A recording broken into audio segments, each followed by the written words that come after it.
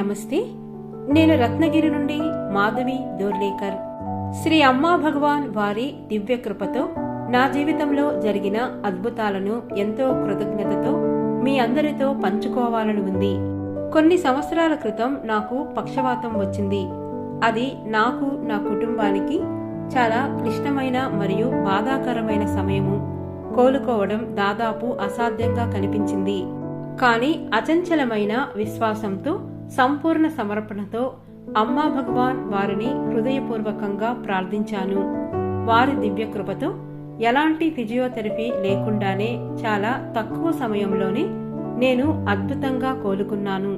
ఆ తర్వాత నేను సేవ చేయాలని ఒక సంకల్పం చేసుకున్నాను. 2024లో నేను సత్యలోక సేవను ప్రారంభించాను.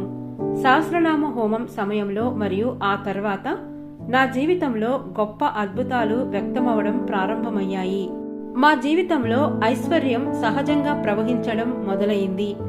దాదాపు 10 నుండి 12 సంవత్సరాలుగా ఆగిపోయిన డబ్బు అకస్మాత్తుగా మాకు లభించింది. అది మాకు ఎంతో ఉపశమనం, ఆనందాన్ని ఇచ్చింది. అదే డబ్బుతో మేము 10 గుంటల భూమి కొనుగోలు చేయగలిగాము.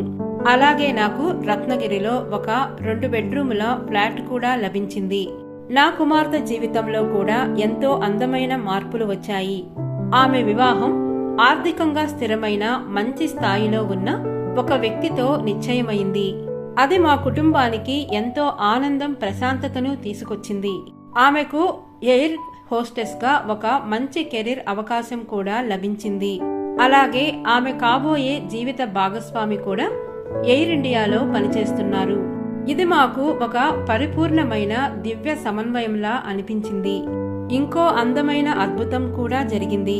ఒకసారి నా కుమార్తె తీవ్రమైన కడుపు నొప్పితో చాలా బాధపడింది. ఎన్నో డాక్టర్లను సంప్రదించినప్పటికీ సమస్యకు అసలు కారణం ఎవరికీ అర్థం కాలేదు. మేము చాలా ఆందోళనలో, నిస్సహాయ స్థితిలో ఉన్నాము. ఆ సమయంలో మేము సంపూర్ణ విశ్వాసంతో, సమర్పణతో సామూహిక ప్రార్థనలు చేశాము. అమ్మా భగవాన్ వారి దివ్య కృపతో ఆమె నొప్పి మెల్లగా తగ్గి పూర్తిగా నయమైంది. అది మా కుటుంబానికి ఎంతో గొప్ప ఆశీర్వాదంగా అనిపించింది. నేను ప్రారంభించిన సేవ ద్వారా, ముఖ్యంగా సహస్రనామ హోమం సమయంలో సత్యలోకంలో చేసిన సేవ వల్ల మా జీవితం ఆరోగ్యం, ఐశ్వర్యం, స్థిరత్వం, ఆనందంతో నిండిపోయింది. సేవ ప్రారంభించిన తర్వాత నా అంతరంగ స్థితిలో కూడా ఒక గొప్ప మార్పు వచ్చింది. ఇప్పుడు నేను జీవిత ప్రవాహంతో సహజంగా కలిసి జీవిస్తున్నాను. సవాళ్లు ఇక నాకు భారంగా అనిపించవు. శ్రీ భగవాన్ చెప్పినట్లుగా అత్యున్నత స్థితి అంటే సేవా స్థితి.